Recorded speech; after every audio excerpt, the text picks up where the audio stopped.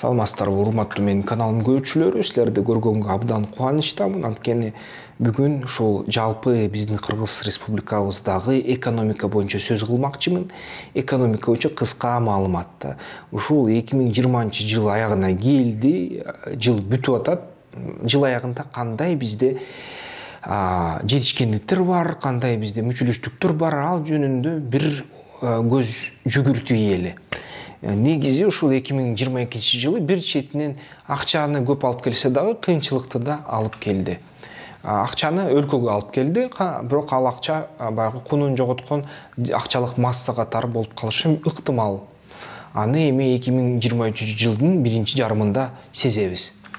Дисклеймер, бул маалымат жеке менин экономист катары ой пикирим. Албетте, эгерде сиздерде күмөн болуп калса, текшериңиздер маалыматты текшериш керек дайыма. Негизи, эгерде маалыматты текшерип жашасак, биринчиден ката көп кетирбейбиз, экинчиден мээбиз формада болот да, баягы спортсмендей болот. Анткени мээни машыктырыш керек, ошондо адамдын жаштыгы жана акылы көп жылдан бери сакталат.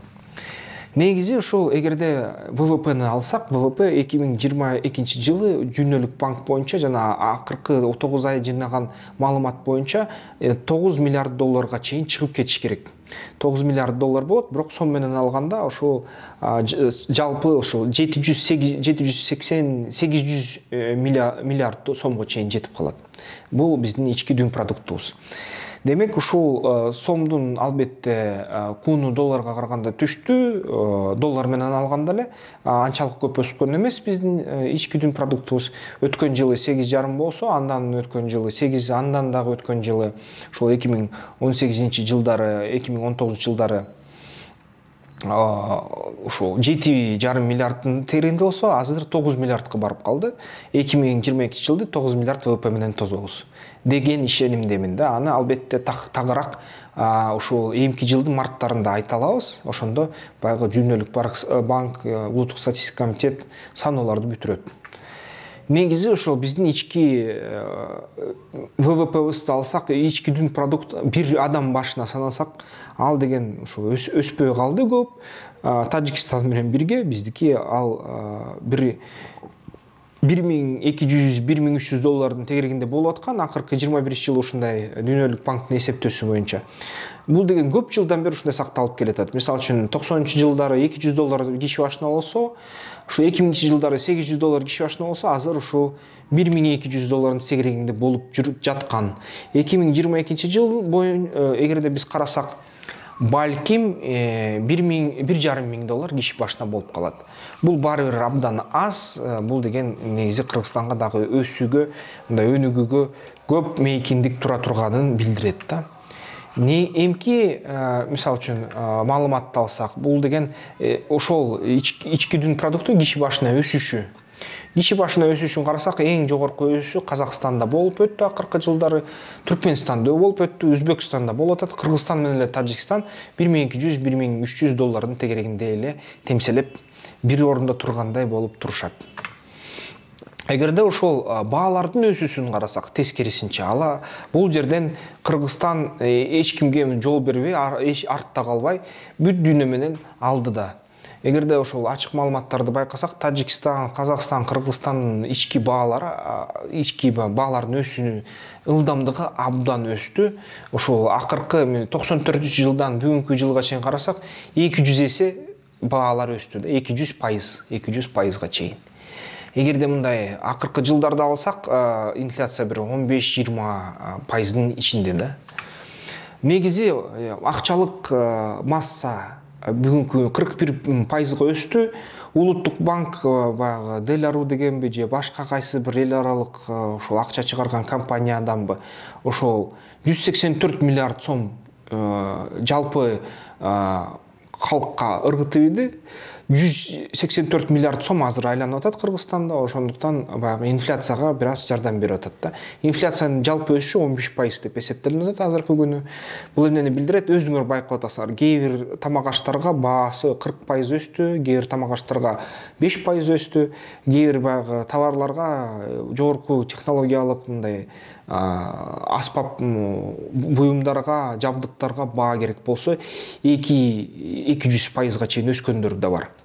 Ушундай бул деген Кыргызстандын ишкерлери ушунчалык баягы ташбоорлук менен баа көтөргөндүгү эмес. Анысы да бар, бирок анын пайызы абдан аз да. Бир 15-20% баанын ичинде отурса керек. Бирок эң негизи бул деген дүйнөлүк процесс болуп атат. Дүйнө жүзүндө ошол пандемияга жараштуу эл аралык поставщиктер пандемия кезинде ошол өндүрүш солгундап калганда складтагы турган товарларга бааларды өстүрүп салган. Анан ошонун аркасынан дагы өкмөттөр дүйнө жүзү боюнча өзгөчө Америка Кошмо Штаттары боюнча акыркы 2-3 жылда Америка Кошмо Штаттары тарыхында болуп турган доллардын көлөмүнүн 20%-ын 2 жылдын ичинде чыгарып салган да. 200 жылдын ичиндеги чыккан доллардын массасына салыштырмалуу. Бул деген дүйнөлүк инфляцияны пайда кылды албетте. Анан дагы ошо биздин тарапта баягы түндүк биздин чоң кошунабыз дагы бир балени баштады. Ошол бале баштаган аркасынан дагы ушундай нерселер болуп калып жатат. Негизи мен айтарым, жашоо чын эле кыйын. Мисалы үчүн элдин көбүнө ошо кээ бир тамактардын түрүн жебей калганга деле баргандар бар. Бирок ошону менен бирге өлкөгө кандайдыр бир акчалар келди. Мисалы үчүн дүйнөлүк ошо жашоо баасын алсак, шаарларын эсептесек, кайсы шаарда кымбат жашош кымбат. Негизи ошол кызыктуу нерсе Бишкек 26,6 деген балды алды. Бул деген 23-чү ошол индексте турат. Эң кымбат шаар эмес, графикте көргөндөй бүт шаарлардын аркасында турат. Бирок ошону менен болгондо дагы индекс ушундай болду. Эң кымбат шаар бул Санта-Клара деген Америка Кошмо Штаттарында шаар болду. Сайбер-Жая деген Малайзияда шаар болду. Гавана, Кубада ушундай, мисалы орточо алганда эң ортосунда болуп калды да. Эгерде ошол Кыргызстанга 2019 жылы түз келген инвестициялардын көлөмү 46,5 миллион доллар болсо, бул жылы 2022 жылы Кыргызстанга түз инвестициялардан 503 миллион доллар келди. Жарым миллиард доллар да. 503 миллион доллар бул деген билбейм, же четтик инвесторлор алып келдиби, же бир Кыргызстандан баягы коррупциядан чыгарылган акчалар кайра кайтарылдыбы. Ушундай болушу мүмкүн, бирок айтышыбыз керек, ушул Түркиядан жакынкы чыгыштан Кытайдан дагы ушундай инвестициялар келди да. Ошол 503 миллион долларга чейин. Бул 9 айдын, 10 айдын маалыматы, акыркы 2 айда дагы канча акча келерин билбейм. Эмки жыл мартта тагыраак белгилүү болот. Анан албетте Кыргызстанга акча ошо келип Орусияга чыгып кетип атат дегендер бар да, доллар. Ал деле туура, ал деле нерсе болуп атат. Бир четинен баягы Орусияга дефицит болгон ошол товарлар, жабдыктар Кыргызстан аркылуу алынып атат, Кыргызстанга дагы акча келип атат деген сөздөр да бар. Ал да сделкалар чындыкта орун алды. Аны да айта алам да. Ошондуктан Кыргызстанга балким эл аралык санкциялар колдонулушу мүмкүн. Бирок эл аралык ушул коомчулук түшүнүп атат, Кыргызстан деле жашаш керек, нанын жеш керек, Кыргызстанга деле оокат кылыш керек. Ошон үчүн азырынча бизди тийбей жатат. Бирок Кыргызстандын куйругун кыпчыйбыз деген сөздөр болуп жатат. Ошондуктан ошол макроэкономик риск мап деген бар, markets in a minute деген ошол Global Visual Capitalist деген сервистен келген маалыматтар. Ошол кызматта айтыш боюнча макроэкономикалык рисктер бар дейт. Макроэкономикалык рисктер картада көргөндөй кызыл көрсөтүлгөн да. Кыргызстан анын арасында.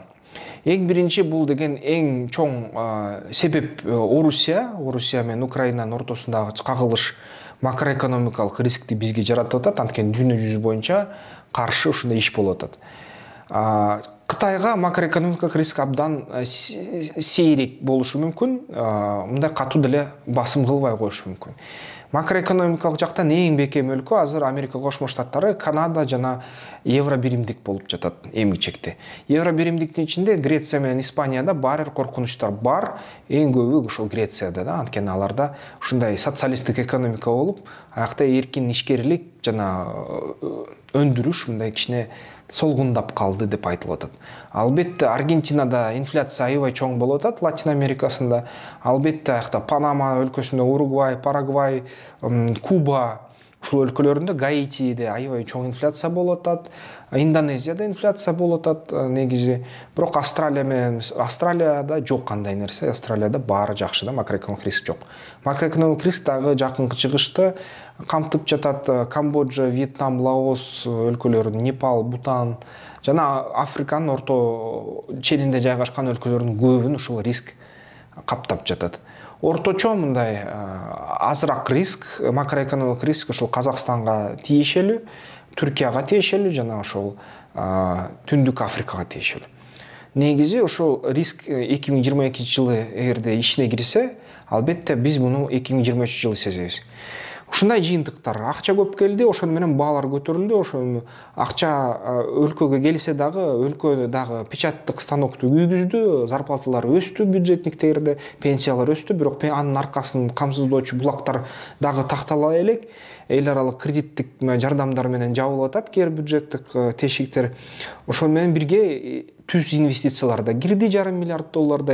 Жана ушул өлкөбүздө мына жыйынтыктоочу сөздү айтсам, акча келди, баалар өстү, акча келгеним сезилбей калды да. Баары бир мурункудай эле көлөмдөгү товарды аласыңар, же болбосо андан аз. Анткени эгерде мурун 1000 сомго капчыгыңардан чыгарып тамак ашта бир тележка кылып алсаңар, бүгүн ошол эле тележканы жасаш үчүн 5000 сом керек да. Ошондой болуп калды. Ошондуктан келечек кызык, дагы кыйынчылыктар келет эмки жылы, бирок мындайын айтканда бир жеринен чыкса бир жеринен келип атат, бир жеринен келсе бир жеринен чыгып атат. Ушундай абалдагыз да. Мындайын айтканда көбүбүз по нулям чыгат да бул жылдан. Эмки жыл жакшы болсун, келе жаткан жаңы жылдар менен, жаңы жылда көбүрөөк инвестиция келсин, тынчтык орносун, аябай өзүн жаман алып барып аткан коңшулар тынчтыкка келтирилсин, аябай өзүн жакшы алып барган өлкөлөр алар менен бирге ушул өнүгүп өсүп жакшы мындай жашоо деңгээлине эмки жыл жетели. Сиз бүт койгон ошол орун максат, тилек максаттарыңыз эмки жылда орундалсын. Биздики менен кошо анткени биз бир мейкиндикте баарыбыз жакшы жашайлы. Эмки жыл ушундай